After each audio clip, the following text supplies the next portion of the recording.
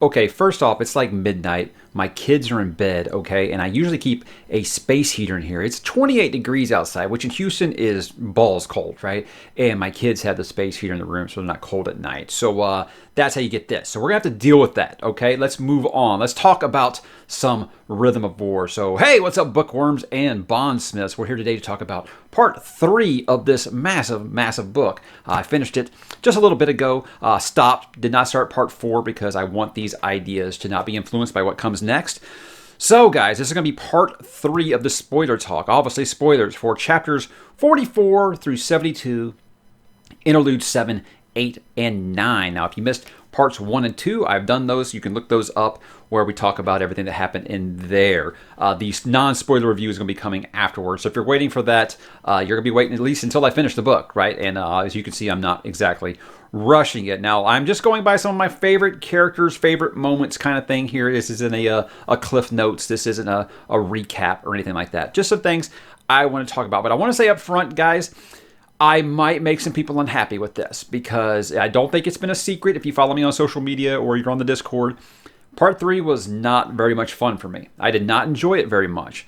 So if you're just looking for over-the-top praise like you're finding on social media right now, you might want to look elsewhere. Maybe just kind of hold off until hopefully part 4 maybe corrects things. So there's a lot I do like about this part, but there's a lot more I did not like. And I'm going to be honest. I always tell you guys, I'm going to be honest about these things, but I do know that people do not like it when you criticize anything Sanderson, especially Stormlight related. Now, I'll never bullshit you, like I tell you guys. I just want to get that out there up front. I am going to have some things that I did not like about this part. And let's just go ahead and get those out of the way first. Most of the things I dislike about this section, it starts with a V and ends with an I. Of course, I'm talking about Vinley. Look, I absolutely despised and dreaded the flashbacks in this part of the book. When I did part 2, I said I was stunned that it took this long before there was any flashbacks. And I know a lot of people think that I've already had my mind made up, that I just did not like this character regardless. I really don't think that's true. There's been several characters in Sanderson stories I've been lukewarm on, and I'd have ended up loving them by the end. Just watch some of my Mistborn Era 2 videos. I think that Sanderson's a good enough writer that he can change my mind about that. But, I mean, her flashback chapters, like every time I started to see one, I was just like, oh, God. And it would make me stop reading for the day. That was kind of where I was with these by the end of them. It felt like it was mostly just about her sibling rival with Eshonai. I felt like a lot of it was retread. It was stuff that we kind of already knew about their culture. And I guess I liked the early relations with Gavilar and Dalinar. That was kind of interesting. But again, I didn't feel like it was bringing anything new. And I feel like for the first time in a Stormlight book, these flashbacks kind of felt forced. It felt like he's only doing it because that was the structure that he has started with this, and he felt like he kind of needed to do that. Now, obviously, we know that's not how it is. That's just how it made me feel. I would have rather had flashbacks for just about anybody. Navani, Teft, Adolin, Yasna. Those have been really great ideas for flashback characters. And I know that the back half of the 5 that he's going to do, the 6 through 10, is supposed to be some of those characters. So he has this planned out and stuff. This was just a character I didn't feel like really brought anything, showing me their background very much. So it didn't hit for me, guys. I mean, her present day stuff was okay. What I liked about that was just getting to see more stuff with R'Laine. You know, I like my Bridge 4 people, so the R'Laine stuff I thought was really good. But outside of that, I'm not getting anything out of these flashbacks at all. And I don't know if it's just because I wasn't invested with these characters already with Eshonai and Vinley and, you know, the first 3 Stormlight books or what. But this didn't bring me over. I assume that there's more to come in part 4 and 5. But as of right now, it's a big, big miss for me. And I don't know. Let's talk about one of the good ones. That, of course, is my man Dalinar. He's just kind of field general. You know, this is kind of weird. I'm sure it's weird for him too. You know, just basically not being the one in the battle. He's just kind of overseeing the battle with the Mink, who is a very, very intriguing character, by the way. But what I liked about his chapter was when Nail shows up. And Nail shows up and decides he's going to start some shit, right? He just says, like, you know, hey, you're not worthy of being a bondsmith. And he comes after him. And Szeth, like, kind of tries to get in the way. You know, they've got a history there. And Nail's like, get that shit out of here. He just slaps him out of the way like he's nothing. So I'm like, oh, damn, this is serious business. But here's where kind of Dalinar, like, I don't know if necessarily he levels up because, after we're talking about like how he doesn't know enough of his bondsmith powers, but he's able to like kind of reach in and see the past with Nail. And I was like, okay, this is an interesting new level to his powers here. So he wants to continue to learn more about these powers, but he's told like, there's no one who can teach you. So he goes to Shalash, who actually tells him, there is one, Ishar, another herald. He could probably teach you, but chances are he's not sane. Most of these people are loony. These heralds are loony by now. But I'm interested to see how his powers to continue to develop here, because I don't know if it's going to happen in this book or if it's setting up the stage for part 5. But I do like, since Dalinar has been basically a ghost this whole book up to this point, he did get like a bigger bit here. So I don't want to give like Jasnah like her own section here, but she does have some parts. She has a couple POV chapters. She does decide to actually enter the battle, just to see what it's, not really necessarily just to see what it's like, but kind of lead your army. They want to see you out there on the field, since Dalinar's doing it. She puts on the plate, goes out there. Really good way that he describes battle. About how like minutes had gone by and it felt like hours had gone by, it felt like days. Kind of very similar to what Joe Abercrombie did in the Heroes, kind of describing with battle and how time just is completely different when you're on the battlefield, clearly. So that's some good stuff. But I do like the relationship that her and Wit are kind of displaying. It kind of seemed like he was hinting like at a romantic relationship, but I don't think it's like that. They're just both on such different levels up here, I think. What I said in part 2, I think, is that it was very clear that Dalinar and Jasnah had very different ideas on how to govern. He's about the old ways, and she's basically saying like, hey, it's the new generation, and we don't want everything to rely on like a single monarchy making all of these decisions, kind of thing. So it's not just that, but she used this as an opportunity to make an example out of High Prince Ruthar, and this was just like brutal.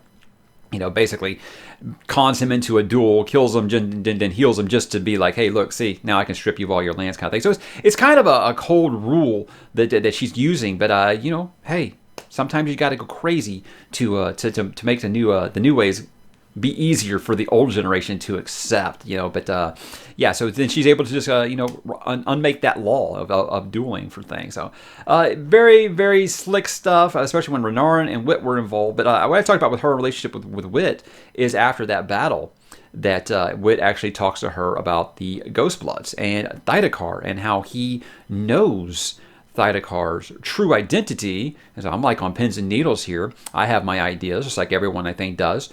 And does confirm that basically the Ghostbloods are intergalactic. They're not necessarily from this planet. He knows Thydakar from another planet. So I don't know necessarily that the Ghostbloods themselves are this world-hopping crew, or just Thydakar himself or herself are. I'm leaving it open for anything here. You definitely see a little twist in that. But yeah, some interesting stuff on the Ghostbloods. I said that was one of my things on my wish list, was I wanted some more stuff for the Ghostbloods.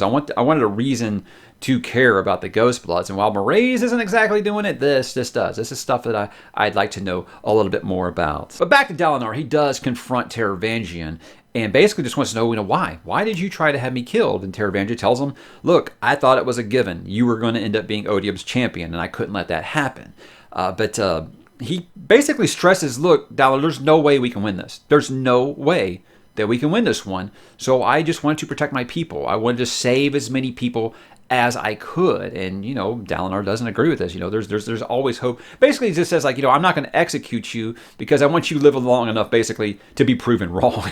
He just kind of dunks on him that way. But meanwhile, he's kind of still concerned about Urithiru and Navani, so he becomes the Storm. He's basically able to see out of the Stormfather's eyes, and that's an interesting. Again, I said I don't feel like an actual level up, but just stuff that we hadn't really explored yet. And he sees that the tower has been occupied. He sees Kaladin, kind of hanging on the wall out there, which I'll get to in Kaladin's part, and actually saves him. But yeah, that's kind of where it leaves us with Dalinar in this part. He's going to be looking for Ishar and hopefully continuing to develop his powers. Let's move on to his gem heart, as he calls her, and that is Navani. Holy crap, man. Talk about going back to school here. I definitely felt like it hinted at science class in the last one. Well, this was, the second hour of science class because, wow. Yeah.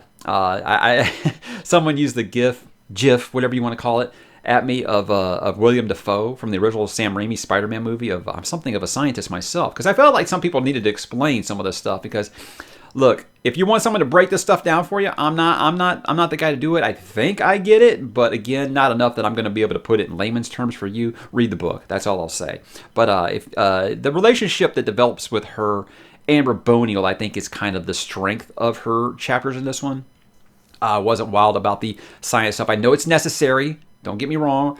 It isn't exactly a riveting read. But I do like the begrudging respect that these two seem to have for each other. And they actually work quite well together, even though Navani is like, don't let yourself be seduced by how gratifying this is to get some of these answers that you've been looking for.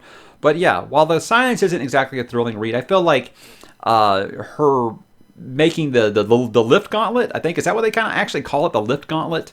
And getting that to Kaladin and communicating with Kaladin through the sibling is kind of the more interesting part of part 3 for her. But yeah, when you find out that Raboniel basically, oh yeah, by the way, I've been hearing everything you've been saying with Kaladin and the sibling so far. So she just continues to kind of get one-upped every time by Raboniel. She thinks she's being clever, and Raboniel's like, yeah, I got multiple lifetimes on you, hon. I've got this figured out. So she continues to get outsmarted, and kind of an uneventful middle section for Navani. It wasn't like Vinley where I was like just like reading it. It was just like I kind of like the first 2 parts for Navani a little better. I really thought that an occupation would be a little more exciting than this is, even though I don't know why. It's just a lot of cat and mouse, again, which I'll get into with my dude Kaladin here. Okay, now I think this is very much becoming his book. I know that Way of Kings was his book, but it really feels like this is becoming the Kaladin book in that he's the one who's going through the arc in this one. He started kind of in the middle, he got really low, he's getting even lower here. And I think it's going to come around with, as I predicted in my wish list, he's going to eventually say that 4th ideal, right? I hope. I don't think that he's going to drag that into book 5. It's got to happen in this book. But right now, yeah, the low is the low. But he's really kind of doing like that Die Hard kind of cat and mouse game with this one. He's just kind of trying to avoid the pursuer, but he'll fight when he has to, and he does have that eventual showdown with the pursuer. But he ends up getting stabbed. He's able to heal, but he's healing very, very slowly. And that's something that's obviously concerning, especially when he finally gets to the point where he's not healing at all. So it's real trouble. Later on, like I said, he is rescued by Dalinar and the Stormfather. So it's kind of a middling chapters again for him. Again, this whole part, if I would use a word for it would just be middling. His was a little more entertaining to read. Yes, he is still very much shrouded in darkness right now in his mind. He's still dealing with that a lot. I mean, a lot of times he doesn't want to fight. He'll fight when he has to, clearly. I think probably the only fun chapter for Kaladin in this one was him trying to learn to use the lift gauntlet. That was pretty fun. He's basically doing all these just catastrophic injuries, and he's able to heal himself. But yeah, the banter between him and Syl is top notch, as always. A couple of things with Szeth here in one of the interludes. I love the discussions with Nightblood. You guys by now know that I really, really enjoyed Warbreaker. So anytime I get more Nightblood, I'm very interested in that. I'm disappointed that it does seem like Azure and Zahel is basically going to be a cameo in this one unless they find some way to wrap him into the end here. I don't know how. And same with Azure. I don't really know if either one of these are going to show back up in this one. But there's still a lot of book left there. But part 3 was just massive, wasn't it? Can you believe there's 2 parts left with that much of the book? I don't know. Anyway. Maybe that was what it was. Maybe part 3 just felt really long. I don't know. But I love anytime he has the discussions with Nightblood. It's always amusing. But he does meet with his High Spren. Now, guys, look, it's been years since I read Oathbringer here. Did I miss something? I don't even remember him having a High Spren. I mean, obviously he does. What is the identity? Who is it? I don't remember this because I was got on the Discord and I was like, am I supposed to know who this is? Because he doesn't name it in the chapter. I was just like, maybe I'm just misremembering something. I don't recall this happening at all. It must have happened. Did it happen off the page in Oathbringer, or has it just been so long that I forgot? So, yes, please jump in the comments and dunk on me about how stupid I am on that one, because I really felt like I missed something there. I don't recall this event at all.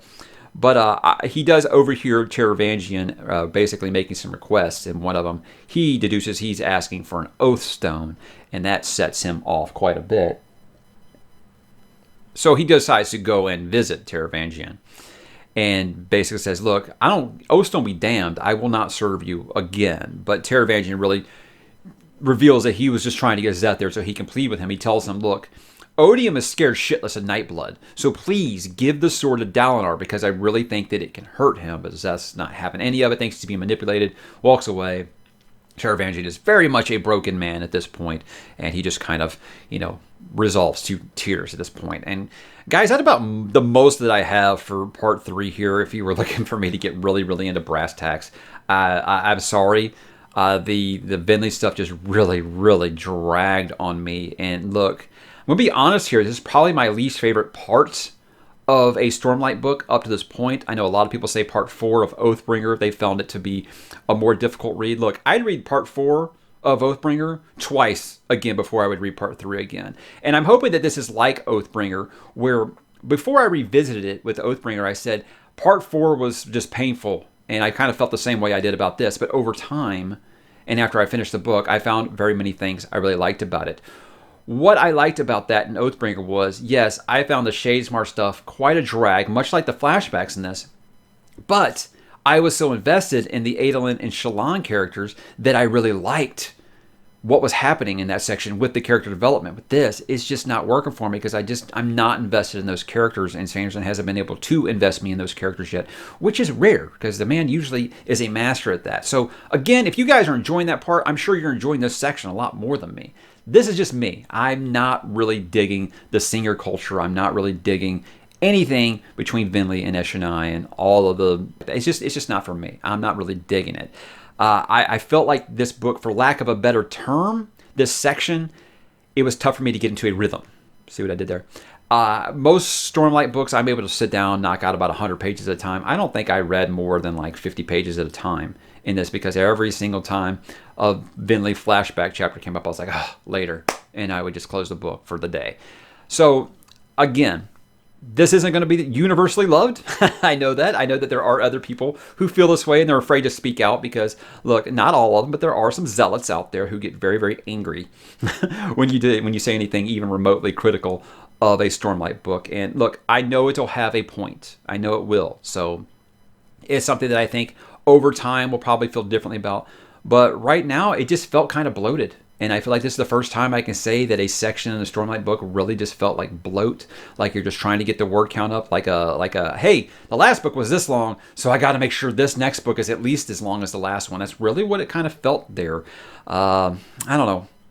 I'm expecting maybe part 4. This is going to sound wild because you guys know I've been critical of Shadesmar in the past. But I feel like part 4, when it returns to the Shadesmar storyline, I'll be more into it. That's wild, right? But yeah, I really like what's going on with Adolin in that section. So I got my Dalinar stuff this section. I'm hoping to get my Adolin stuff in the next section. And we'll be right back on track. So be looking forward to that sometime next week. I don't imagine that section isn't as long as part 3. So I'll try to get that out sometime this coming week. I don't know when I'm going to post this because, yeah, Thanksgiving week, things are busy, weekend's coming up, and, I don't really work on the channel very much over the weekend. But guys, have you finished part 3? I hope so if you've watched this. Am I a jerk? Please jump in the comments, tell me why I'm wrong. I can't wait. But hey, don't be afraid to be honest down in the comments. Please let me know what you thought of part 3. Over on the Discord, they think it is just brilliant. That's fine. Again, all about opinions here. So jump in the comments, guys. Let me know what you think, and I will talk to you there.